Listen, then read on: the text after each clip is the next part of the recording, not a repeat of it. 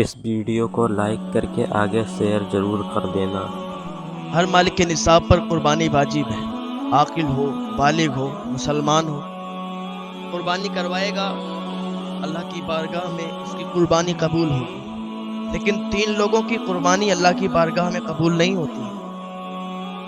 3 لوگ، یہ 3 قسم کے جو لوگ ہیں، لاکھوں جانور قربان کر دیں، لاکھوں کی تعداد میں یہ قربانی کر دیں، لیکن ان کی قربانی قبول نہیں ہوتی۔ کون ہے یہ؟ نمبر 1 پر آتا ہے سود کھانے والا، کہ جو سود کا کام کرتا ہے اور سود کے کمائے ہوئے پیسوں سے جانور لا کے اور پھر قربانی کرتا ہے، یعنی حرام دولت اکٹھا کر کے اور اسی دولت سے پھر جانور خرید کر کے اور قربانی کرواتا ہے، اس کی قربانی اللہ کی بارگاہ میں مقبول نہیں ہے، کیونکہ یہ حرام کی دولت ہے، حرام کی کمائی ہے۔ سود کھا کر لوگوں کا خون چوس چوس کر کے اس نے پیسے جمع کیے، لوگوں کی بددعائیں لے لے کر اس نے پیسے جمع کیے، اور پھر اس سے اللہ کی بارگاہ میں جانور قربان کرتا ہے، نہیں قربانی ہوگی۔ آپ کو پتا ہے سود کھانے والا کتنا بڑا گناہگار ہے؟ لوگوں کے خون چوس چوس کر یہ جمع کرتا ہے پیسہ، جس کے پاس نہیں ہے وہ بھی اس کو سود دیتا ہے، جس کے پاس ہے وہ بھی دیتا ہے، تو سود سے دولت جمع ہو گئی، مالدار بن گیا۔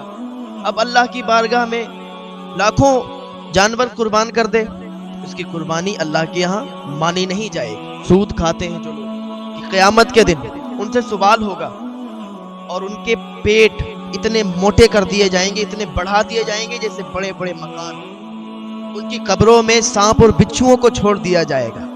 دوسرا، شراب بیچ کر قربانی کرنے والا، یعنی جس کا شراب کا کام ہے، اس کی شراب کی دکان ہے، شراب بیچتا ہے اور شراب بیچ کر اس نے پیسے کمائے ہیں، تو اس پیسے سے بھی اگر وہ قربانی کروائے گا تو اس کی قربانی نہیں مانی جائے گی۔ جوا کھیل کر کوئی پیسہ کماتا ہے، کوئی سٹے پہ پیسہ کماتا ہے، یا الگ الگ طریقے سے حرام کمائی سے جو پیسے کماتا ہے اور اس کمائی سے قربانی کرواتا ہے، تو اس کی قربانی بھی قبول نہیں۔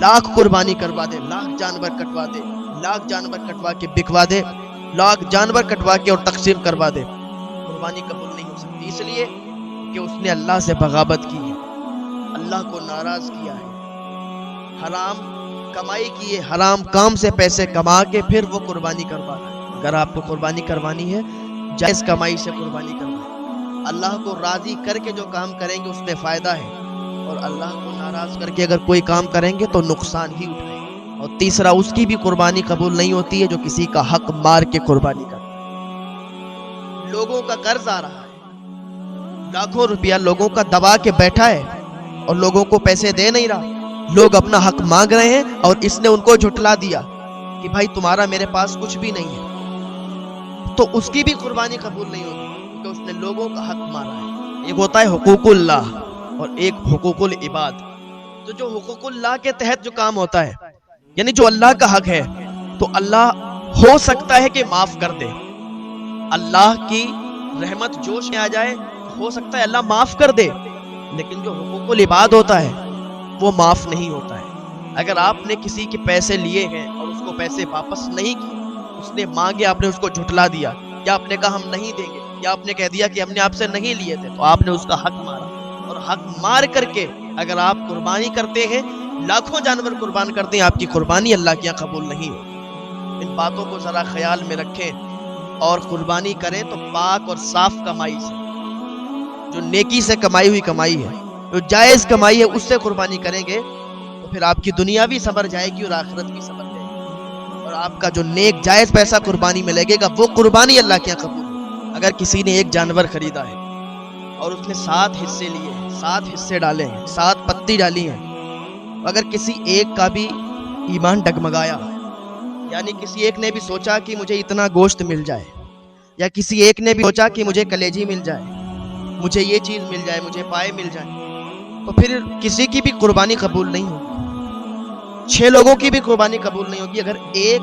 کا بھی ایمان ڈگمگا گیا، ایک کی بھی نیت خراب ہو گئی کہ مجھے یہ چیز مل جائے، تو پھر 7 کی قربانی رد ہو جائے گی، 7 کی قربانی قبول نہیں ہوگی۔ قربانی کرنے سے پہلے ہی جو حصہ ڈالتے ہیں، پتی ڈالتے ہیں ایک جانور میں، جب 7 لوگ حصہ لیتے ہیں تو 7 آپس میں ڈیسائیڈ کر لیں کہ جو بھی اس میں تقسیم ہوگا जो भी बांटा जाएगा बराबर बराबर कर दिया जाएगा। कोई भी अपनी नीयत ख़राब ना करे कि मुझे वो चाहिए, मुझे वो चाहिए, इससे कुर्बानी कबूल नहीं होगी। एक बात याद रखें, हाँ, जब पत्ती डाला करें, हिस्सा डाला करें, तो ये बात ज़रा ख्याल में रखा करें कि अपनी नीयत को संभाले रहना, वरना कुर्बानी कबूल नहीं होगी। फिर ये देख गया कि जब कुर्बानी का टाइम आता है तो फिर अगर 7 लोगों ने पत्ती डाली है तो एक तो उसमें ये भी कहते हैं कि भाई मुझे पाए दे देना, दूसरा कहता नहीं भाई मुझे कलेजी निकाल देना।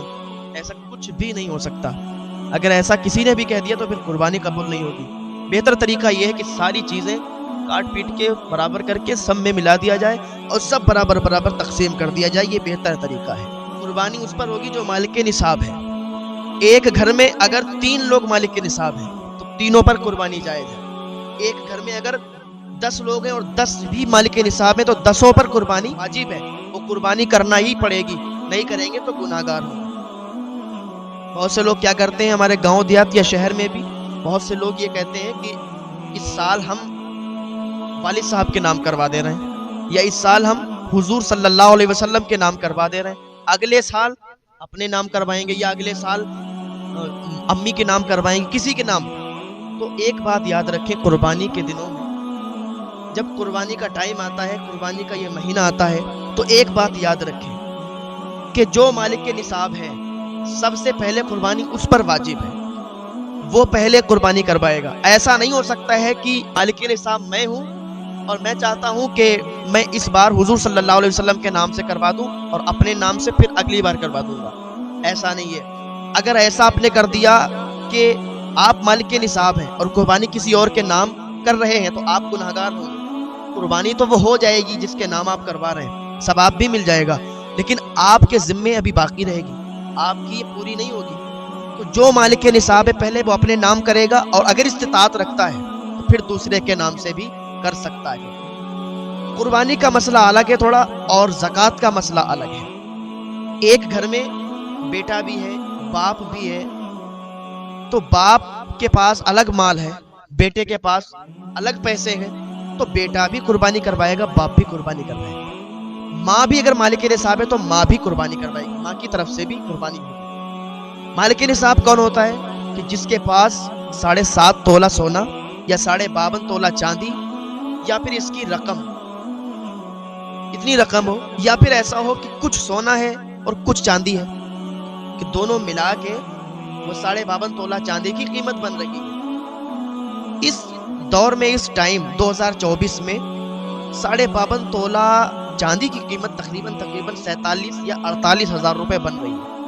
अगर किसी के पास इतना रकम है, इतना कैश है, तो भी उस पर कुर्बानी वाजिब है। अगर किसी के पास 3 तोला या 2 तोला सोना है और बाकी थोड़ी सी चांदी है, 2 तोला है, 3 तोला है, 50 ग्राम है, मतलब सोने के अलावा थोड़ी भी चांदी है, तो दोनों की रकम मिला के अगर वो 52.5 तोला चांदी की रकम बन रही है तो फिर कुर्बानी उस पर वाजिब है।